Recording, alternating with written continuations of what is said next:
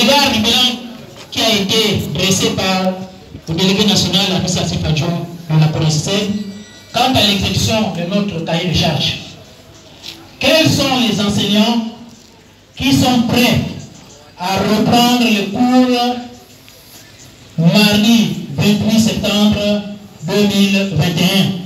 Tous ceux qui sont pour la reprise de cours mardi 28 septembre 2021 n'ont qu'à lever la main.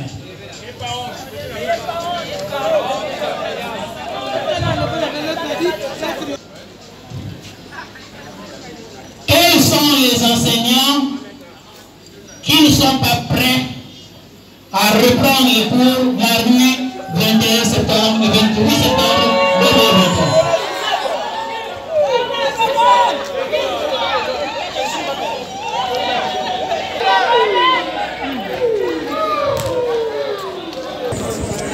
L'Assemblée générale de ce jour avait pour objet de faire le bilan de l'exécution du cahier de charges de la CONACYT. Ce bilan a été fait par le délégué national administratif adjoint. Il faut savoir que la CONACYT avait saisi le gouvernement durant la période des vacances pour que certains points saillants puissent trouver des solutions, notamment les situations administratives qui devaient être régularisées, l'organisation des concours internes, le paiement des rappels du sol, l'octroi de la prime Covid-19, l'arrimage de la pension retraite au nouveau système de rémunération et bien entendu la construction des salles de classe. La régularisation également des nominations des chefs d'établissement et des autres administratifs au niveau du ministère de l'Éducation nationale. Il ressort de ce bilan que si nous pouvons peut-être tirer une satisfaction mitigée, c'est en termes de nomination des chefs d'établissement. Toujours est-il que ces nominations, nous voudrions bien le savoir si ces nominations répondent réellement aux normes. Nous voulons donc ici que le décret nommant ces nouveaux chefs d'établissement soit publié parce que la loi est claire. En matière de nomination, c'est un décret pris par le président en Conseil des ministres, conformément donc à l'article 20 de la Constitution de la République camerounaise et l'article 63 de la loi 8/91 portant statut particulier des fonctionnaires. Donc nous demandons à ce que le décret soit publié et qu'on ne s'arrête pas seulement au niveau des nominations des chefs d'établissement, mais également d'autres responsables, notamment les directeurs d'académie provinciale, les chefs des circonscriptions. Et que les erreurs remarquées, notamment les doublons, les personnes décédées et une même personne qui est nommée à la fois deux postes différents, que toutes ces erreurs-là également soient corrigées. Par rapport aux autres points, le bilan est négatif parce que le gouvernement n'a apporté aucune réponse. En matière de construction des salles de classe, nous apprenons par rapport au programme intégré du système éducatif, c'est-à-dire le PIS, qu'il y a certains établissements qui ont été réhabilités et d'autres qui ont vu le jour. Nous osons espérer que les 617 salles de classe, parce que nous avons entendu le ministre parler hier, que ces établissements qui seraient au nombre de 25, c'est des établissements qui sont réellement équipés en laboratoire, qui sont équipés en bibliothèque, qui sont également équipés en plateau technique en matière de sport. Mais pour nous, le bilan est infime, parce que lorsque nous remontons aux états généraux de 2010, le gouvernement aurait pu mieux faire depuis fort longtemps.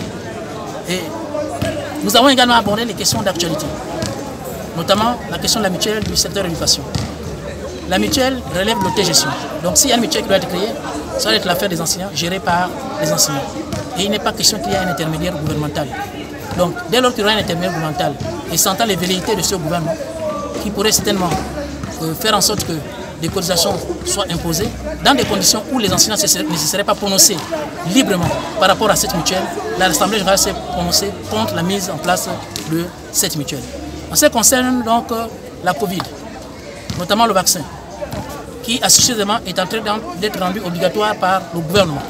L'Assemblée générale s'est prononcée pour le NIET, non au vaccin obligatoire, non à la vaccination obligatoire, en se référant aux textes internationaux, notamment l'article 7 du pacte international relatif aux droits civils et politiques, qui voudrait que lorsqu'on va mener une expérience médicale sur un individu, qu'il y ait le libre consentement. Donc, il faudrait que les enseignants se prononcent librement pour ceux qui voudraient bien se faire vacciner, mais les enseignants disent non à la vaccination obligatoire parce que nous voyons le gouvernement venir. Nous ne connaissons pas quel est le projet du gouvernement. Et en ce qui concerne donc cette Covid, si réellement il y a danger avec les différents variants, nous convenons qu'il y a danger et que le gouvernement estime qu'il y a danger, à partir de cet instant, que le gouvernement revienne au confinement, en fermant toutes les administrations pour que chacun préserve sa vie dans sa maison. plutôt que d'envoyer les gens à l'école, plutôt que d'envoyer les gens dans les ministères, puisque la vie est sacrée. Les enseignants optent pour la vie et non pour la mort. C'est pourquoi les enseignants ont dit non à la vaccination obligatoire, parce que nous voyons le gouvernement venir. Voilà un peu les questions et cas d'actualité que nous avons donc aussi abordées, en dehors des questions contenues dans le cahier de charges. Donc au regard de toutes ces questions et de ce bilan qui a été dressé, les enseignants ont voté pour une grève de 2 semaines reconductible. La prochaine Assemblée générale aura lieu ici, au stade de basketball de la cité à Wunje, le 11 octobre à partir de 10h.